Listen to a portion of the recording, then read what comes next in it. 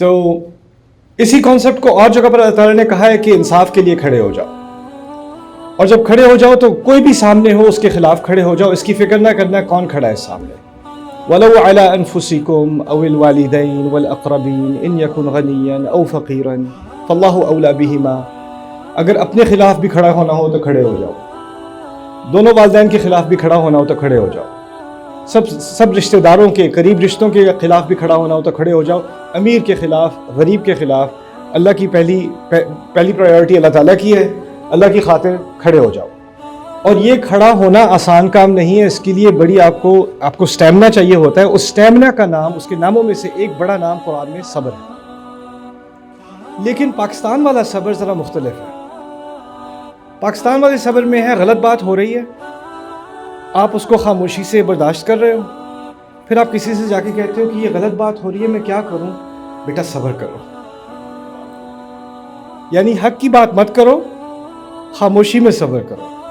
قرآن جو واضح الفاظ میں کہہ رہا ہے، یہاں بچے کو یاد ہے، بڑوں کو یاد ہے، چھوٹوں کو یاد ہے، وَتَوَاصَوْا بِالْحَقِّ وَتَوَاصَوْا بِالصَّبْرِ. سب کو یاد ہے، لیکن ہم نے جو صبر بنایا نا وہ ہے إِلَّا الَّذِينَ آمَنُوا وَعَمِلُوا الصَّالِحَاتِ وَتَوَاصَوْا بِالصَّبْرِ. میں تھوڑی سی بیچ میں اسکپ ہو جاتی ہے بات. یہ نہیں کہا حق کی بات نہیں کرنا، یہ باتیں مت کرنا، اس سے بڑی مصیبت ہوگی. بس تم صبر کر لو، ہم نے بھی صبر کیا تھا، تم بھی صبر کرو، اللہ تعالیٰ تبدیلی لائے گا. اللہ تعالیٰ نے جو تبدیلی لانے والا نظام بنایا نا اپنا، وہ یہ ہے کہ پہلے حق کے لیے انسان کھڑا ہوتا ہے، پھر اللہ کی مدد آتی ہے. اور اس کے مدد کے آنے تک آپ نے حق کی بات کرتے رہنے ہیں اور حق کے ساتھ کھڑے ہوتے رہنا ہے. پھر آخر میں جب اللہ دیکھے گا کہ آپ اس کی مدد کے مستحق ہو، پھر مدد آتی ہے. لیکن ہوا ہماری سوسائٹی میں یہ ہے، بہت ساری جگہوں پہ، یہ صرف حکومت کی بات نہیں ہے، یہ صرف اداروں کی بات نہیں ہے، بزنسز کی بات نہیں ہے، ہمارے گھروں میں بھی یہ بات ہو رہی ہے کہ ہم حق کی بات کرنے سے ڈرتے ہیں. ہمیں لگتا ہے بہت زیادہ سامنے سے جو ہے اس کے نتائج ہوں گے، اس کا ہم سامنا نہیں کر سکتے. اور ہمیں سکھا دیا گیا صبر کرو دعا کرو، صبر کرو دعا کرو. تو دوسرا جو سوال مجھے پورے ملک میں بار بار سننے کو ملا، یہ دعا کیسی ہے؟ میں دعا کرتا رہتا ہوں، میں دعا کرتی رہتی ہوں، اس کا کوئی جواب ہی نہیں آتا. اور یہ میں بھی سوچتا رہا، یہ دعا کا مسئلہ اور کسی ملک میں میں جا کے گیا ہوں، میں نے کتنے ہزاروں لوگوں سے بات کی ہے، کسی کو دعا کا ایسا مسئلہ ہو نہیں رہا جیسا پاکستانیوں کو ہو رہا ہے. تو یہاں دعا کی خاص کیا، اس کا اثر یہاں خاص کیوں نہیں ہے؟ پھر مجھے جا کے بات سمجھ میں آئی، جس طریقے سے دعا کی بات کی جا رہی ہے نا ہماری سوسائٹی میں، وہ یہ ہے کہ آپ نے جو اپنا کردار ادا کرنا ہے نا دعا کرنے کے مستحق ہونے کے لیے، اس کو ہٹا دیا گیا ہے رستے سے.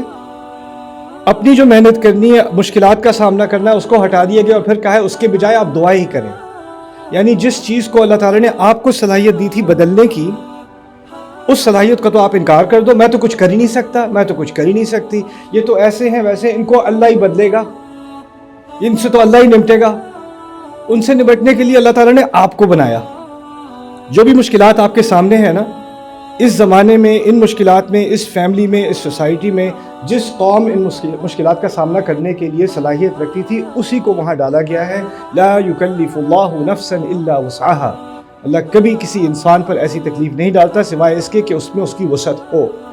تو آپ میں، آپ کے گھرانے میں، آپ کے فرینڈز میں، آپ کی سوسائٹی میں جو پریشر آپ کے اوپر ڈالا گیا ہے، وہ آپ ہی پر ڈالا جانا تھا، کیونکہ آپ ہی اس کے قابل ہو، کہ کوئی اور اس کے قابل نہ ہوتا. اگر میرے اوپر وہ پریشر ہوتا تو میں اس کے قابل ہی نہ ہوتا. اللہ نے آپ کو چنا اس کے لیے. تو یہ اپنے بارے میں کہہ دینا نہیں میں تو کچھ کر ہی نہیں سکتا، بس دعا ہی کر سکتے ہیں اب، اور صبر ہی کر سکتے ہیں. پھر آپ کو دعا اور صبر کا کرائسس ہو جائے گا اور آپ پھر پوچھنا شروع کر دو کہ یہ پتہ نہیں میری دعائیں اللہ تعالیٰ سنتا کیوں نہیں ہے، وہ مجھ سے کیوں اتنا ناراض ہے. یہ ناراضگی کی بات نہیں ہے، یہ آپ کی غلط فہمی کی بات ہے. تو اب اگلا سوال جو آتا ہے، جو اصل بات میں آپ سے کرنا چاہ رہا ہوں، میری امید ہے کہ زیادہ دیر میں نہیں لوں گا، لیکن ہو سکتا ہے زیادہ دیر ہو جائے. وہ یہ ہے کہ اچھا ٹھیک ہے، حق بات کرنی آپ نے کہہ دیا، کیسے کریں؟ اور جو سامنے سے ریاکشن آنا ہے اس کا کیسے سامنا کریں؟ اس کے بارے میں قرآن کیا ہدایت دے رہا ہے مجھے اور آپ کو. اس میں سے ایک بہت ہی خوبصورت مقام قرآن کا ہے جہاں پر اللہ تعالیٰ نے موسیٰ کو فرعون کا سامنا کرنے کی ہدایت دی. اور میں یہ بات اس لیے نہیں کہہ رہا کہ آپ یہ لیکچر سننے کے بعد کہیں ہاں اب میں اپنی ساس سے بات کرنے کو تیار ہوں، کہ وہ مجھے تو پتہ تھا کہ وہ فرعون ہے. استاد نعمان نے کنفرم کر دیا کہ واقعی وہ فرعون ہے.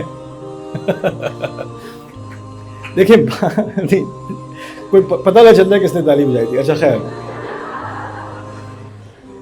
بات یہ ہے کہ فرعون کی شخصیت کا اتنا ذکر قرآن میں اس لیے ہے کیونکہ وہ تو بہت بڑا حکمران تھا، اس کی دنیا کی سب سے عظیم حکومت تھی، اس کی دنیا کی سب سے پاورفل اس کی آرمی تھی، اس کا اتنا روب تھا اور اتنا اثر تھا کہ آج تک تاریخ میں اس کی جو تعمیر تھی، اس کا جو آرکیٹیکچر تھا، اس کی بنیاد پر بڑی بڑی حکومتیں اپنا آرکیٹیکچر بناتی ہیں۔ آپ نے کورٹ ہاؤسز میں جو بڑے بڑے ستون دیکھے ہوں گے نا، سیڑھیوں کے سامنے بڑی سیڑھیاں ہوتی ہیں، پھر آگے ستون ہوتے ہیں اور اس کے اندر کورٹ ہاؤس بلڈنگ ہوتی ہے۔ فرانس میں ایسا ہوتا ہے، آسٹریلیا میں ہوتا ہے، امریکہ میں ہوتا ہے، ہر جگہ ہوتا ہے۔ وہ اصل میں فرعونہ کی تعمیر ہے۔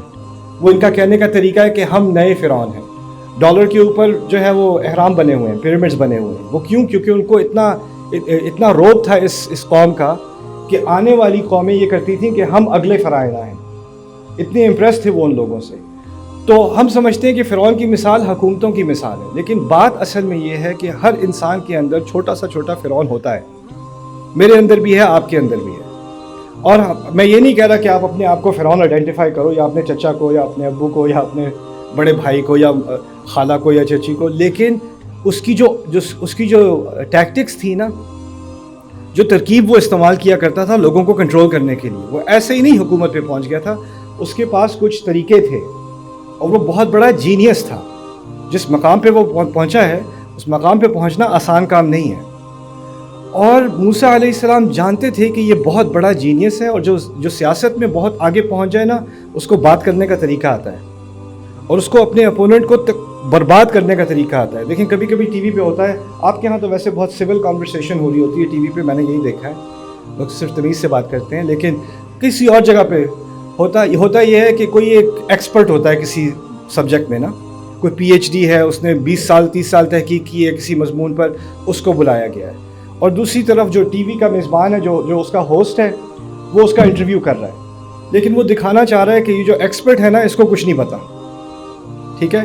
اور اصل میں جو انٹرویو کر رہا ہے، اصل بات یہ ہے کہ اسے کچھ نہیں پتا، لیکن اس کو انٹرویو کی ایسی مہارت آتی ہے کہ وہ ایسے ایسے سوال پوچھتا ہے، پی ایچ ڈی والا بیچارہ اپنا جواب دینے کی کوشش کرتا ہے، اس کی بات کاٹ کے، اچھا یہ بتائیں، ویسے آپ تو غلط ہی کہہ رہے ہیں، لیکن پھر یہ آپ بھی بتا دیں۔